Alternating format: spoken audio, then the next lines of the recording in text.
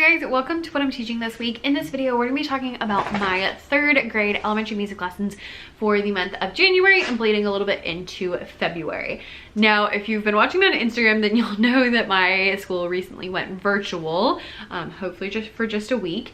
And because of that, it has kind of messed me up, but these are what I was teaching in January before we went virtual, and I don't know what's to come in the coming weeks. So we're just gonna start here with what I did the first couple of weeks and move on. So my 3rd graders are coming on in, and the first thing we're doing is something really easy. I like to, especially at the beginning of January, start with something super easy. So I just grab my djembe, my drum, and I play forte and piano sounds. When I do forte ones, they have to walk, they stomp or jump, and then when I do quiet ones, then they tiptoe. And so with the little kids, I did the same thing if you watch the other videos, but for them I was doing like 8 loud, 8 quiet. For the 3rd graders, I'm working more on phrasing, so we're doing 1 loud, 7 quiet, so it's like the downbeat and then 7 quiet, and it just changes it a little bit that way. Then after that, we're briefly going over the rules and expectations and all that good stuff. My 3rd graders are really great this year, so it didn't take a long time, but I always like to refresh, especially in January. Actually, I refresh every Monday. And then I go over to the piano and I'm like, great, I'm gonna play this song, and can you just tell me like how it makes you feel? And they're like, okay. And so I'm using this song. It's called It Snows in the Night. It's a Slavonic folk song, like from Eastern Europe, and it goes, slowly the snow comes floating down over the rooftops in the town, down through the night without a sound, turning and whirling to the ground. So I sing through it, and I have them, and I also play the chords on the piano, and since it's a minor, and most of them say like, oh, it sounds sad, or oh, it sounds lonely, and I'm like, yeah, that's right. And then I have them stand up and have them come up with actions that we can add to it. So we go line by line, and I have them tell me something that we can do for slowly the snow comes falling down. So usually they pick something like this and those things, and so we just pick a couple of actions, usually 4, 1 for each line. And that just gets them a little bit more engaged. We go through a couple of them, and then I quickly show them where like the Eastern Europe area is. So I show them on the globe in comparison to our country, and then also show them like over here so they can see that as well. I always try to show the kids where the songs are from, because they just, you know, they can kind of get a better sense of geography that way. And then after that, I'll play it one more time, and I'll have them trace the highs and lows, and I tell them to trace them like the snowflakes are going up and down. And then after that, I'm like, great, we've been learning about, you know, high and low notes, and so there's 3 notes we know so far. Who remembers what they are? And they're like, oh, so, mi, and la. And I'm like, great, you are right. And so we go through really quickly. I just grabbed my Agua de Limones lesson pack and went through like really quickly, just like, here's what so, mi, and la are, here's where they live on the staff. And then I pop a song up on the screen, and we go through and figure out what all the notes are, and then see if anyone can figure out what the song is. And so that song is We Are Dancing, which is, we are dancing in the forest and the wolf is far away. Who knows what will happen to us if he finds us at our play. Some classes have been able to guess it, some have not. And then after that, I really quickly take them through a couple of just little patterns with the wolves. And then after that, we are doing a snowball fight game. So I'm like, great. We're gonna look at So, Mi, and La, but we're gonna do a little bit more of a fun way and go with our like wintry theme of the song before. And so we look at the screen, and up on the screen there are 2 options for each one, and I have them show me, is the answer number 1 or the answer number 2, and I'll quickly write down who's getting them correct and not correct, so that I know where they are at the beginning of this week, and especially at the beginning of this year. And then after that, one thing I've really been enjoying is I'm like, great, now take your snowball and like make your snowball, and on 3 we're gonna throw it at the right answer. And so I'll count down from 3, and right on 3 I'll click the button so that it goes to the next side. It's like, congratulations, you know, hit, it's a little mean. congratulations, you got him. And so that way it kind of feels like they're doing it in the right time. So I go through about 3 of those, and then I'm like, great, we're gonna make this even more fun, and we're gonna have a real snowball fight. And so I pulled out, I did not bring them, I've been trying to bring all the stuff home and I've not been succeeding, but I got these like foam snowballs that I talked about in my like ways to do a snowball fight video, which I will link down below. And so I grabbed those and I put them in a bucket, and I split the group into 2. So there's one on, I have 2 carpets in my room, so I just split them into 2 carpets, and they take turns coming up, and they have to throw the snowball into the buckets underneath. So I have like on the board, I have this, and I put a bucket on this side and a bucket on this side, and they have to throw it into the bucket. They get a point for the right answer, because even if they don't throw it into the bucket, you can still see which way they're going. And they also get a point if they make it in the bucket. So it's partially you have to know the content, and partially just, you know, you have to be good at throwing things. But it's so much fun. They love anything that's a competition. It kind of helps actually like take some of the pressure off of them, because they're so focused on like throwing it that they're not as stressed out, and most of them have been doing a really good job. So they've been really enjoying that so far, and that is it for Monday. On Tuesday, we are going over the song Se Se Se, which is a Japanese rock, paper, scissors song. And so what we start with is I just tell them, I'm like, great, follow my hands. And so I do, full disclosure, these are not the actual movements, because I had to make them socially distanced.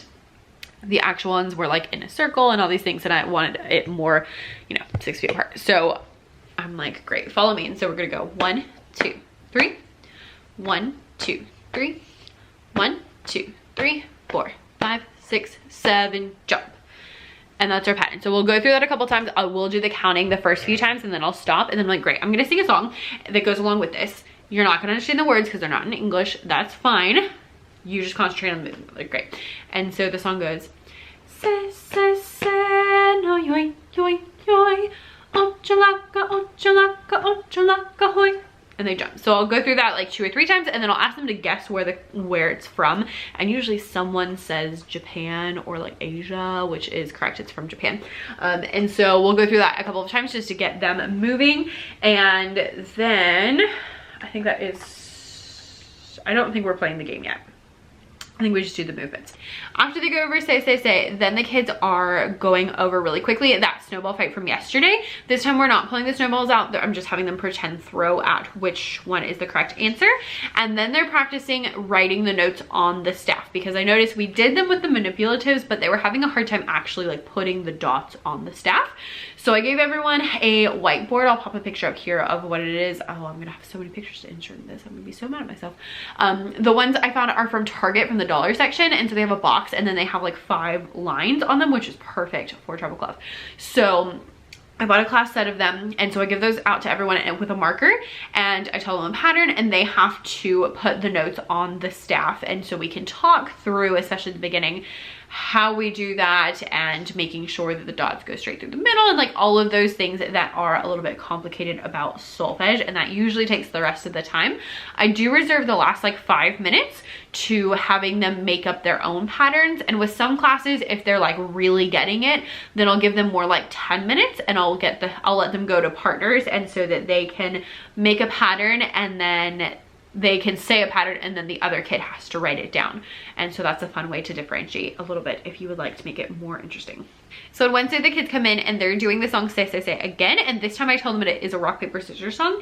And so we do rock, paper, scissors, and they play against me. And so once they are out, like I beat them, then they sit down.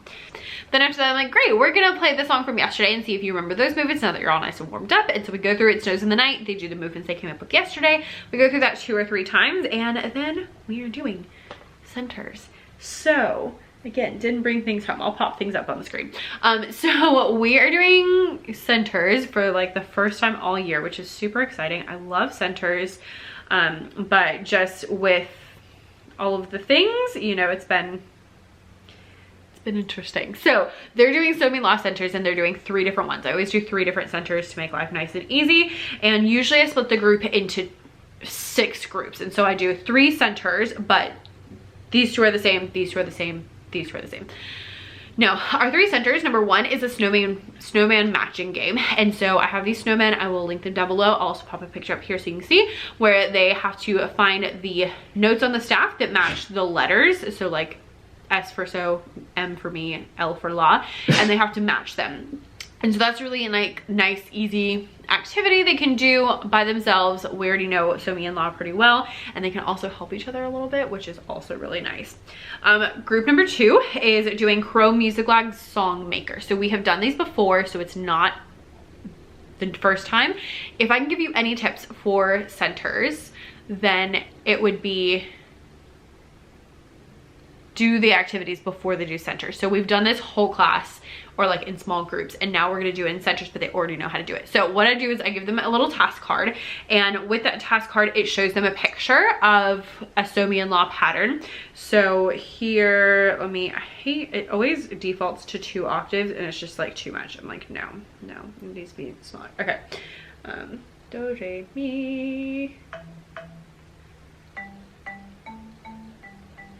So like that might be one of the pictures on there, and they make the picture on Crow Music Lab. There's also a thing to scan. So they make the picture that matches, and then they can play it. You can change the tempo. You can change the instrument.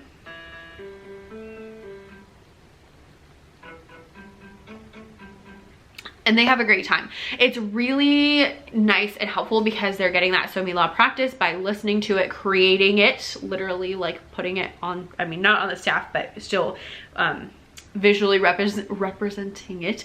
And also sometimes they'll sing along with it, which is really nice as well. So that is group number 2. And then group number 3 is at the front with me. And so I combined the 2 groups for that one. And so what we've been doing is we've been grabbing my like treble clef whiteboards, and they're just whiteboards with lines on them. And so I'll tell them a pattern and they have to make it on the whiteboards. If they're doing a good job, then we'll pull out the glockenspiels, and with the glockenspiels, I'll tell them, especially for I differentiate these. So with the lower groups, I'm like really helping them. With the middle groups, they can usually do that much on their own, and they might get to do this part. With the upper groups, we do like 1, and then they do this the rest of the time. So I tell them like, okay, E is me, G is so, and A is La. Figure it out. And so they'll make the pattern on the staff, and then they'll have to figure out how to play it. We'll all play it together once they kind of figured it out, and then I'll give them a new pattern to make. So that way they're getting that nice and differentiated. All right, as per usual, on Thursdays, we don't typically have a 4-day week, and I have not had a 4-day week or a 5-day week so far, so I don't have anything officially planned. Now, originally, I did want to do Swan Lake in January, but it just didn't work out because I ended up needing a little more time than I thought working on law, and so we're not doing Swan Lake. It's fine. It's gonna be okay. We might circle back to it later on, but that is my plan, that if I do have a 5-day week, that we can do my Swan Lake virtual field trip, and so they can, that's pretty easy peasy. It's one of those, there's some lessons that I made like last year, the year before, that are literally just like, put it up on the screen, click through the slides, press play, and that's like all I have to do, and it is magical now that they're done. And I'm like, so nice when I have those days when I'm like, I just don't want to do anything. So those have been a lot of my Thursday lessons, are things that I like, the Swan Lake virtual field trip, that I can just go for. Anyway, on Friday, the kids come in and we're going over It Snows in the Night. I also show them verse 2, and so that one goes, gray comes the daylight dawning clear, clouds all are gone, the sun is here. Oh, what a lovely morning blue shines on a road made white and new. So we'll sing through that, and we'll come up with actions for that, for the verse 2 as well. After that, then I have them fill out a quick exit ticket. So it's just literally like some different patterns where one of the letters is missing. So it might say like so, la, so, mi, and underneath it says like S, L, M, and they have to put the S in that like blank one so I can see who is with it. And then we're doing something really, really fun, which is actually a freebie, so I will link it down below. But that is Snowball composition. This worked out even better than I thought. It was really great. So what we're doing is I have some papers that, again, freebie, click the link down below to grab it out of the free resource library. And so I have different solfege notes. There's also letters if you would prefer to do treble clef. And so I grabbed So, Me, and La and like crumpled up the papers into balls. And then I gave everyone, it doesn't quite look like this, but it's very similar. So it's, it kind of looks like this, but there's a staff in the middle. Just imagine a staff in the middle. And so what I do is we have everyone grabs one of the snowballs, and on 3 they throw it, and they can throw it anywhere as long as it's not at somebody, although it's paper so it doesn't hurt if that does happen. And then after they throw them, they grab whichever one is closest to them, and so it'll either say So, Me, or La on it. Whatever they get is what they put on their paper. So if they get Me, then they're gonna write an M, and they're gonna put an M, Me on the staff. And then we throw them again. Whatever they get is gonna be whatever's gonna be their next thing on their paper. So they each have their paper with their clipboard and their pencil that stays with them, and we're throwing the snowballs around the room, and it's so much fun.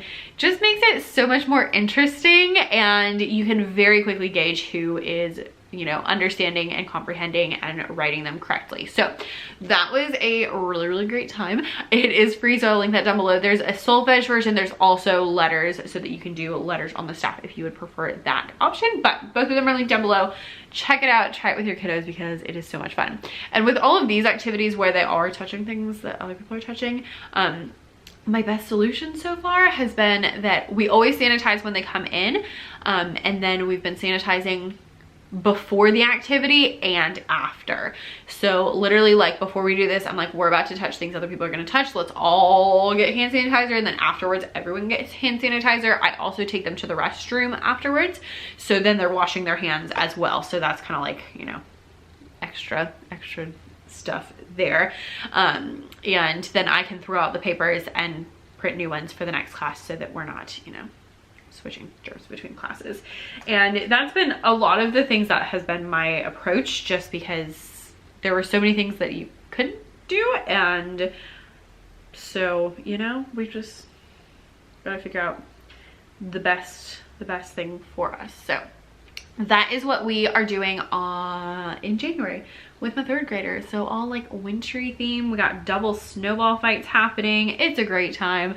If you enjoy this, make sure you hit the subscribe button down below, because I post one of these once or twice a week, and we talk about literally everything I've taught my kiddos for the entire year. So you can go check out last year's. I was online for almost all of last year, fair warning. I literally showed everything I did the entire year, working on the same thing here, so we're halfway through. Thank you so much for watching, and I'll see you next time. Bye.